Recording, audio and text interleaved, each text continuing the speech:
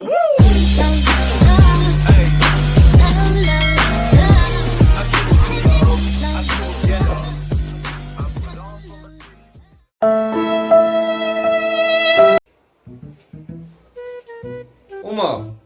তোমার আবার কি হয়েছে?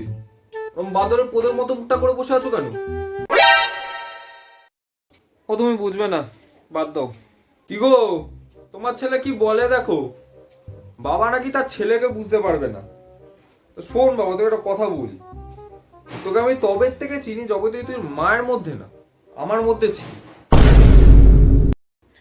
ধুর, কিসব বলো না তুমি। যাও তো এখান থেকে, আমাকে একা থাকতে দাও। এখন বল কি হয়েছে? ব্রেকআপ হয়েছে মানে পেছনে বাস আর হাতে রিকেন খেয়ে বসে আছো? ও মা, এ দেখছো বাবা জ্বালাচ্ছে তখন থেকে। তোমার সমস্যাটা কি গো? সকাল সকাল ছেলের পিছনে লাগছো কেন তুমি? তো তোমার ছেলের পিছনে তো কখনো লাগা যাবে না, না দিনে না রাতে। পরিষ্কার করে বলো হয়েছেটা কি? কি আর হবে, তোমার ছেলে পিছনে বাস খেয়ে বসে আছে। আহারে বাবু, তোর খুব লেগেছে বুঝি পিছনে? ফ্যাক্টরি যদি এমন হয়, প্রোডাক্ট তো এমন হবেই। এই যে শোনো, তোমার ছেলে বাস খেয়েছে মানে প্রেমে বাস খেয়েছে। সে কি? কে সে যে তোমাকে বাস দিয়েছে বাবা? পাশের পাড়ার মালতী। তো শেষকালে ওই পাশের পাড়ার মালতীকে পছন্দ হয়েছে বাবু? এই দাঁড়াও দাঁড়াও দাঁড়াও দাঁড়াও, মালতী মানে সেই ঈশানীর মেয়ে? তুমি ওর মাকে চিনলে কিভাবে? তুই দাঁড়া, তুমি ওর মাকে চিনলে কিভাবে? মানে চিনি বলতে রাস্তায় দেখেছি আর কি, কিন্তু বাবা ওর মা তো ঘর থেকে বেরোয় না। দাঁড়াও দাঁড়াও দাঁড়াও, ঈশানী মানে তোমার সেই পুরনো প্রাক্তন প্রেমিকা, তাই না? বাবার এক্স? আরে কি সব বলছো তুমি ছেলের সামনে? ও শুনুক ওর বাবার কীর্তি, বাবা কি করে বেরিয়েছে। হ্যাঁ মা, তুমি বলো তো। হারামজাদা, অন্য কথা তো মন দিয়ে শোনো না। এই তুমি কিন্তু ছেলের উপর একদম চিল্লাবে না বলে দিলাম। এখন বুঝতে পারছি তোমার ওই পাড়া এত রস কিসের, খালি ওই পাড়া যাওয়া। আরে ধুর, আমি তো যাই রাহুলদের সাথে আড্ডা দিতে। হ্যাঁ, সে আড্ডা মারতে যাচ্ছ না পুরনো প্রেমিকার সাথে প্রেম করতে, সে কি আমি দেখতে যাচ্ছি? বাবা এসব কিন্তু একদম ঠিক না, ঠিক আছে?